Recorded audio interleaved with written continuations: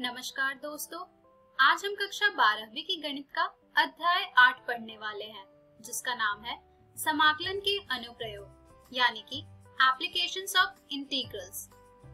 इस अध्याय को हमने 5 भागों में बांटा है। आज हम इस अध्याय का भाग 1 पढ़ने वाले हैं। तो आइए जानते हैं कि आज के इस वीडियो में हम क्या पढ़ेंगे। तो दोस्तों, आज के इस वीडियो में हम पढ़ेंगे समाकलन के अनुप्रयोग की भूमिका अर्थात इंट्रोडक्शन तथा साधारण वक्रों के अंतर्गत क्षेत्रफल यानी कि एरिया अंडर सिंपल कर्व्स। तो चलिए आगे बढ़ते हैं और शुरू करते हैं हम हमारा आज का भाग।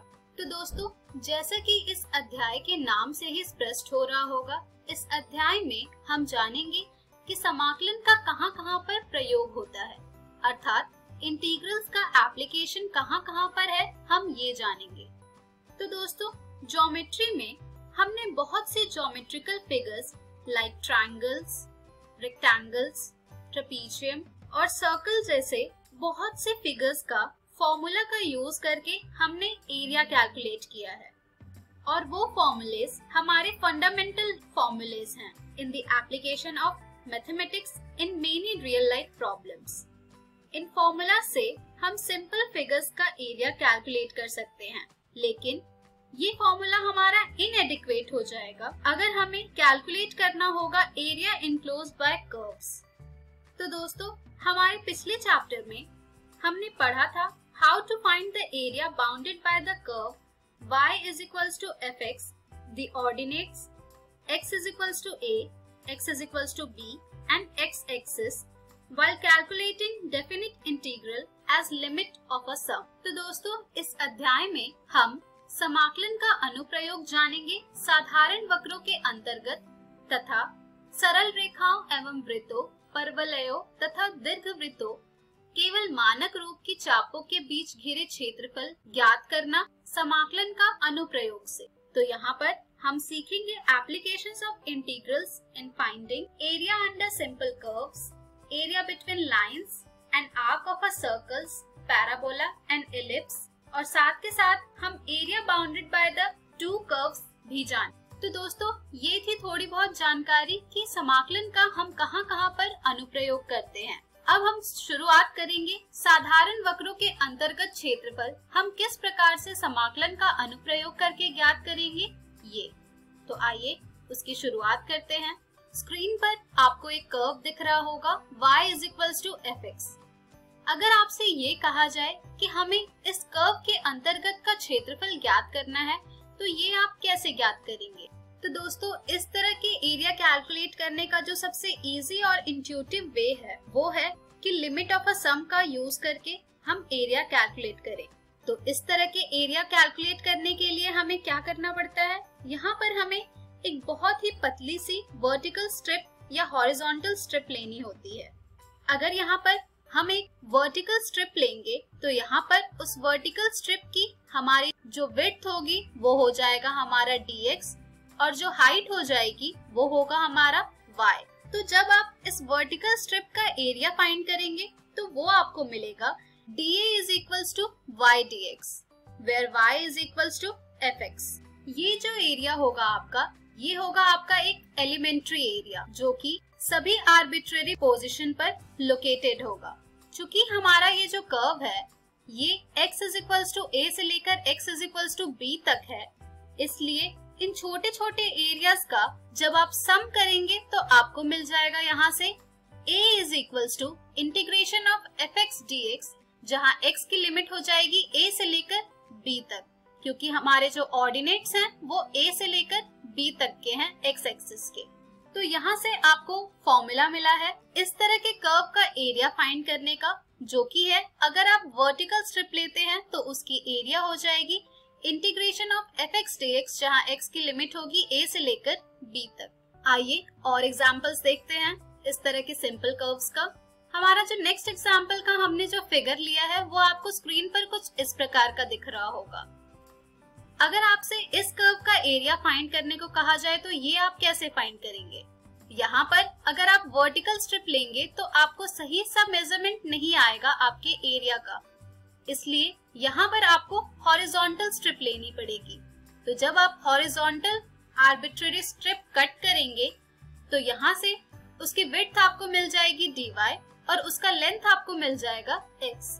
तो जिस तरह से अभी लास्ट एग्जाम्पल में हमने एरिया फाइंड किया था उसी तरह से यहाँ पर भी हम एरिया फाइंड करेंगे, लेकिन चूंकि यहाँ पर हम जो आर्बिट्रेरी स्ट्रिप ले रहे हैं वो हॉरिजॉन्टल ले रहे हैं, तो यहाँ पर हमारा जो फॉर्मूला डिराइव होगा हमारे इस शेडेड एरिया का वो आ जाएगा हमारा a is equals to integration of gy dy, जहाँ y की लिमिट हो जाएगी a से लेकर b तक।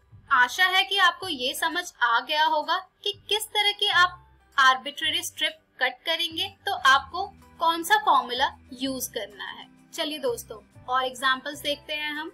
स्क्रीन पर आपको ये जो कर्व दिख रहा है इसका एरिया अगर आपको फाइंड करने को कहा जाए तो इसका एरिया आप कैसे फाइंड करेंगे। सिमिलरली आर्बिट्रेरी स्ट्रिप के कॉन्सेप्ट से भी यहाँ पर आप एरिया आसानी से फाइंड कर लेंगे, जिसका कि फॉर्मूला सिमिलर ही होगा, लेकिन यहाँ पर जो मेजर डिफरेंस होगा वो होगा कि यहाँ पर जो आपका एरिया आएगा वो नेगेटिव में आएगा, लेकिन एरिया कभी नेगेटिव में आएगी नहीं, इसलिए यहाँ पर हम हमारे उस एरिया का मॉड्यूलस लेंगे तो यहाँ से हमारे एरिया का जो फॉर्मूला डिराइव हो जाएगा वो हो जाएगा mod of integration fx dx, जहाँ x की लिमिट होगी a से लेकर b तक, क्योंकि हम हमेशा एब्सोल्यूट वैल्यू कैलकुलेट करते हैं एरिया के लिए। सिमिलरली एक और एग्जांपल देखते हैं। स्क्रीन पर आपको जो नेक्स्ट कर्व दिख रहा है वो कुछ इस प्रकार का दिख रहा होगा। अब अगर आपको इस तरह के कर्व का एरिया फाइंड करना है तो ये आप कैसे फाइंड करेंगे। तो दोस्तों सिमिलरली आर्बिट्रेरी स्ट्रिप का कॉन्सेप्ट यूज करके आप दोनों एरिया जो आपको दिख रही है उस एरिया के मेजरमेंट में आर्बिट्रेरी स्ट्रिप लेंगे और दोनों एरिया को A1 और A2 मान लेंगे। एक एक करके आप इन दोनों का एरिया निकालेंगे तो आपका जो एरिया का फॉर्मूला आ जाएगा वो आ जाएगा modulus of A1 plus A2। क्योंकि A1 डाउनवर्ड डायरेक्शन में है इसलिए यहाँ पर जब आप इसका एरिया कैलकुलेट करेंगे तो ये नेगेटिव आएगा, लेकिन हमें यहाँ पर एब्सोल्यूट वैल्यू लेनी होती है, इसलिए यहाँ पर हमारा जो A1 होगा उसका हम मॉड्यूलस लेंगे और A2 हम उसमें ऐड कर देंगे। तो इन दोनों का मेजरमेंट ऐड करने के बाद आपको जो मिलेगा वो हो जाएगा इस गिवन कर्व का इनक्लोज्ड एरिया। तो दोस्तों ये कुछ एग्जांपल्स थे जिसमें आपने देखा कि किस तरह से आर्बिट्रेरी स्ट्रिप लेकर हम गिवन कर्व का एरिया फाइंड करते हैं, जिससे कि ये कुछ फॉर्मूलाज डिराइव हुए हैं। अब इन फॉर्मूलाज का यूज करेंगे हम क्वेश्चन सॉल्व करने में और फिर हम प्रैक्टिस कर करके सीख जाएंगे कि किस तरह से हम इंटीग्रेशन का यूज करते हैं एरिया फाइंड करने में। तो चलिए दोस्तों अब हम बढ़ते हैं हमारे एक क्वेश्चन की तरफ जिसमें हम देखेंगे कि किस तरह ये आर्बिट्रेरी स्ट्रिप कॉन्सेप्ट यूज करके हम area of the enclosed figure find करते हैं। हमारा गिवन क्वेश्चन है वृत्त x square plus Y square is equals to a square का क्षेत्रफल ज्ञात कीजिए, यानी कि ये गिवन जो सर्कल है इसका हमें एरिया फाइंड करना है। तो दोस्तों इसका एरिया हम कैसे फाइंड करेंगे। इसका एरिया भी हम फाइंड करेंगे आर्बिट्रेरी स्ट्रिप का कॉन्सेप्ट यूज करके। उसके बाद जिस तरह का स्ट्रिप हम ले रहे हैं उस तरह के फॉर्मूला यहाँ पर पुट करेंगे और एरिया फाइंड करेंगे। तो आइए देखते हैं इसके स्टेप बाय स्टेप प्रोसीजर कि किस तरह से हम एरिया फाइंड करेंगे हमारे इस गिवन क्वेश्चन का। तो दोस्तों क्वेश्चन में हमें दिया गया है एक सर्कल का इक्वेशन जो कि है x square plus Y square is equals to a square. तो यहाँ पर a स्क्वायर है हमारा रेडियस का स्क्वायर, यानी कि हमारा जो रेडियस है यहाँ पर वो है a। तो सर्कल ड्रॉ करने के लिए जैसा कि आप सब जानते हैं रेडियस पता होना बहुत ही जरूरी होता है। तो सबसे पहले हम सर्कल ड्रॉ करेंगे using the help of radius. Radius हमारा आएगा यहाँ पर a0, ओरिजिन हमारी 0 0 होती है। अब हमसे इस क्वेश्चन में पूछा जा रहा है कि ये जो सर्कल है ये कितना स्पेस या कितना एरिया इनक्लोज कर रही है। तो इसका एरिया फाइंड करने के लिए हम यहाँ पर क्या करेंगे, सबसे पहले हम किसी एक क्वाड्रेंट का एरिया फाइंड करेंगे आर्बिट्रेरी स्ट्रिप से और फिर उसे 4 से मल्टीप्लाई कर देंगे।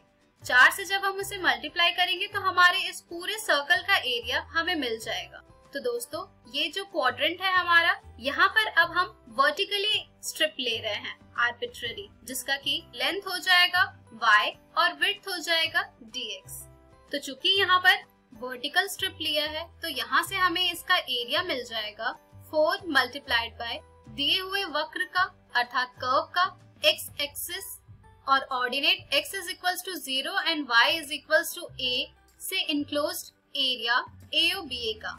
तो यहाँ से हमें मिल जाएगा 4 multiplied by integration y dx, जहाँ x की लिमिट होगी 0 से लेकर a तक। अब यहाँ पर y dx है, तो यहाँ पर हमें अब y की वैल्यू पुट करनी होगी। y की वैल्यू हम कैसे पुट करेंगे? y की वैल्यू हम हमारी गिवन सर्कल के इक्वेशन से डिराइव करेंगे और पुट करेंगे। तो यहाँ से हमें जो y की वैल्यू मिल रही है वो मिल रही है y square is equals to a square minus x square, which implies that y is equals to under root a square minus x square. जब इस वैल्यू को हम इस फॉर्मूला में पुट करेंगे तो यहाँ से हमें मिल जाएगा 4 multiplied by integration under root a square minus x square dx, जहाँ x की लिमिट होगी 0 से लेकर a तक। अब यहाँ पर under root a square minus x square dx का इंटीग्रेशन का फॉर्मूला आप सब जानते होंगे। उस फॉर्मूला को हम अब यहाँ पर पुट करेंगे, जिससे कि हमारा ये इंटीग्रेशन आसानी से सॉल्व हो जाएगा। तो यहाँ पर हमें मिल जाएगा further 4 multiplied by x upon 2 under root a square minus x square plus a square upon 2 sine inverse x upon a, जिसकी लोअर लिमिट होगी 0 और अपर लिमिट होगी a। जब हम यहाँ से फर्दर इसे सॉल्व करेंगे तो हमें मिल जाएगा 4 multiplied bye a upon 2 multiplied by 0 plus a square upon 2 sine inverse 1 minus 0, जिसे आप और सॉल्व करेंगे तो आपको मिल जाएगा 4 multiplied bye a square upon 2 multiplied by pi by 2, यानी कि पाई a स्क्वायर। तो दोस्तों यहाँ से हमें जो दिया गया वृत्त है उसका क्षेत्रफल हमें प्राप्त हुआ है पाई a स्क्वायर। तो इस तरह से आपने देखा कि कैसे हम फॉर्मूला का यूज करके एरिया फाइंड करते हैं। अब इस क्वेश्चन को आप हॉरिजॉन्टल स्ट्रिप लेकर भी सॉल्व कर सकते हैं। आइए देखते हैं कि हॉरिजॉन्टल स्ट्रिप से हम कैसे इसे फर्दर सॉल्व करेंगे। तो जब आप स्ट्रिप हॉरिजॉन्टल लेंगे तो यहाँ पर आपको जो लेंथ मिलेगा वो हो जाएगा x और जो विड्थ मिलेगी वो हो जाएगा dy। तो जब आप हॉरिजॉन्टल स्ट्रिप को कट करते हैं तो वहां से आपका जो एरिया का फॉर्मूला मिलता है वो होता है x dy। तो यहाँ पर उसी तरह से हमारा फॉर्मूला आ जाएगा 4 multiplied by integration of x dy, जहाँ y की लिमिट होगी 0 से लेकर a तक। अब चूंकि यहाँ पर हमें x की वैल्यू पुट करनी है तो अब हम हमारे गिवन सर्कल के इक्वेशन से x की वैल्यू डिटरमाइन करेंगे। तो जब हम यहाँ से x की वैल्यू डिटरमाइन करेंगे तो हमें ये मिल जाएगा x is equals to under root a square minus y square. चूंकि यहाँ पर प्लस माइनस भी होगा, लेकिन हमारा जो फर्स्ट क्वाड्रेंट है वो पॉजिटिव होता है, तो इसलिए हम यहाँ पर पॉजिटिव वैल्यू लेकर के चल रहे हैं। जब आप यहाँ पर अब x की वैल्यू पुट करेंगे तो आपको मिल जाएगा 4 multiplied by integration under root a square minus y square dy, जहाँ y की लिमिट होगी 0 से लेकर a तक। फर्दर आप इसका फॉर्मूला जानते हैं कि integration under root a square minus y square dy का क्या होता है। जब आप इस फॉर्मूला को यहाँ पर पुट करेंगे तो आपको मिल जाएगा 4 multiplied by integration of 0 to a under root a square minus y square dy is equals to 4 multiplied by x upon 2 under root a square minus y square plus a square upon 2 sine inverse y upon a, जहाँ हमारी जो lower limit होगी वो होगी 0 और हमारी जो upper limit होगी वो होगी a। इसके बाद आप इसे फर्दर सॉल्व करेंगे तो आपको यहाँ से मिल जाएगा 4 multiplied bye a upon 2 multiplied by 0 plus a square upon 2 sine inverse 1 minus 0, जिसे आप फर्दर सॉल्व करेंगे तो आपको मिल जाएगा 4 multiplied bye a square upon 2 multiplied by pi by 2, यानी कि पाई a स्क्वायर। तो यहाँ से भी आपने देखा कि चाहे आप स्ट्रिप हॉरिजॉन्टल ले या वर्टिकल ले, इस गिवन फिगर का आपको उन दोनों प्रोसेस से एरिया जो मिल रहा है वो सेम मिल रहा है। तो इस तरह से हम फॉर्मूला का यूज करके डिटरमाइन करते हैं एरिया। यहाँ पर हमें सर्कल दिया हुआ था, इसी तरह आपको और भी क्वेश्चंस मिलेंगे जिसमें आपको इलिप्स दिया हुआ होगा। तो इलिप्स के लिए भी आप सेम इसी प्रोसीजर को फॉलो कर सकते हैं, चाहे हॉरिजॉन्टल या वर्टिकल, और फिर उसका इनक्लोज्ड एरिया फाइंड कर सकते हैं। तो दोस्तों ये थी थोड़ी बहुत जानकारी एरिया अंडर सिंपल कर्व्स अर्थात साधारण वक्र के अंतर्गत क्षेत्रफल के बारे में। अब इसके बाद सरल रेखाओं और वक्र पर आधारित कुछ और प्रश्न हम हमारे अगले वीडियो में जानेंगे। तब तक के लिए आप इस तरह के प्रश्न घर जाकर जरूर हल कीजिएगा।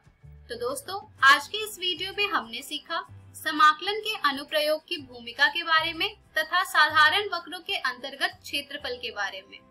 हम हमारी अगली वीडियो में जानेंगे एक वक्र एवं एक रेखा से घिरे क्षेत्र का क्षेत्रफल। धन्यवाद।